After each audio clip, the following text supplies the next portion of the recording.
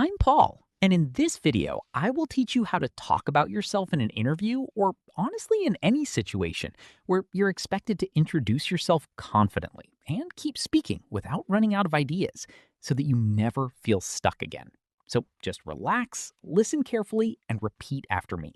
And as you do that, try to notice how I keep the conversation flowing naturally, because that's the real secret.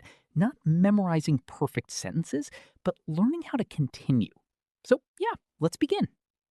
Well, to start with, my name is Paul, and I would describe myself as a highly inquisitive and self motivated individual who is constantly striving for both intellectual and personal growth.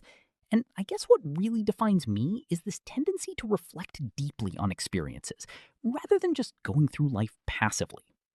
I've always been the kind of person who asks why things are the way they are, whether it's about people, decisions, or even my own habits. And over time, that curiosity has actually shaped the way I think and communicate. Because instead of giving short, surface level answers, I naturally tend to elaborate, to analyze, to connect ideas. And honestly, that's a skill that becomes incredibly valuable in interviews and academic settings. And if I talk a bit about my personality, I would say I'm quite adaptable, which means I can function effectively in different environments, whether it's a formal professional setting or a more casual social situation. And I think that adaptability comes from exposure to different perspectives, because I genuinely enjoy learning from people, observing behavior, and understanding different ways of thinking. And at the same time, I would describe myself as ambitious, but not in a purely conventional sense. Like, I'm not just chasing external success or recognition. Instead, I'm more focused on meaningful progress, on becoming better than I was yesterday, and on building something that has long term value. And yeah, I think that mindset has helped me stay consistent even when motivation fluctuates. Because let's be honest, motivation is not always reliable, but discipline and clarity of purpose, those are the things that actually sustain you in the long run. And if I reflect a bit on my journey, I'd say there was a time when I struggled with self doubt, especially when expressing myself in English. I used to hesitate a lot, overthink my sentences, and worry about making mistakes. But then gradually, I realized that fluency is not about perfection. It's about continuity. It's about keeping the conversation alive, even if your sentences are not flawless. And once I shifted that mindset, everything became easier. I started focusing more on communication rather than correctness. And ironically, my accuracy improved as a result. And another thing about me is that I genuinely value effective communication. Because I've come to understand that no matter how knowledgeable or skilled you are, if you cannot articulate your thoughts clearly, your potential often remains unnoticed. So I've consciously worked on improving not just my vocabulary, but also my tone, my pacing, my ability to structure ideas logically, and even the way I use pauses and filler expressions, like, well, to be honest, because those small things actually make speech sound more natural and less robotic. And if I talk about my interests, I'm particularly drawn to areas that stimulate critical thinking, like psychology, communication, and personal development, because I find it fascinating how small shifts in mindset can lead to significant changes in behavior and outcomes. And I also enjoy engaging in conversations that go beyond superficial topics. Like, instead of just talking about daily routines, I prefer discussing ideas, perspectives, and experiences, because those kinds of conversations feel more meaningful and intellectually satisfying. And in terms of strengths, I would say one of my key strengths is perseverance.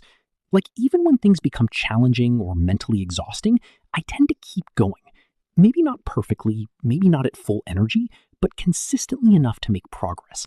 And I think consistency is something people often underestimate, because big results are usually the outcome of small, repeated efforts, rather than sudden bursts of motivation.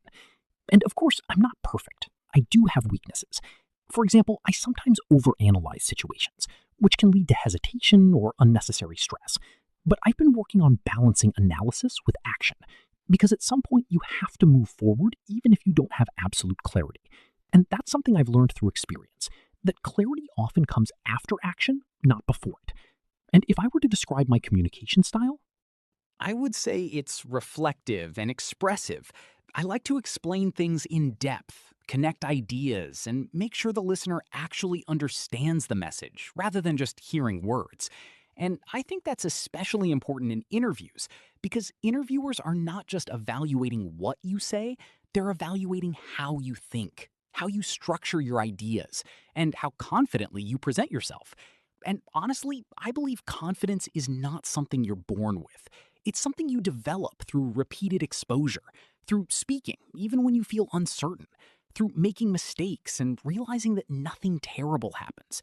And gradually, your comfort zone expands, and you start speaking more naturally, more fluidly, more confidently. And if I had to summarize myself, I would say I'm a curious, reflective, and growth oriented individual who values meaningful communication, continuous learning, and personal development. And I'm always looking for ways to improve, whether it's in my thinking, my habits, or my ability to express ideas clearly. And yeah, I think that's what makes me who I am. And if you're listening to this and trying to improve your speaking skills, just remember this. Don't aim to speak perfectly, aim to keep speaking, because fluency is built through flow, not through silence. So keep going, keep expressing, keep expanding your ideas. And over time, you'll notice that speaking becomes not just easier, but actually enjoyable.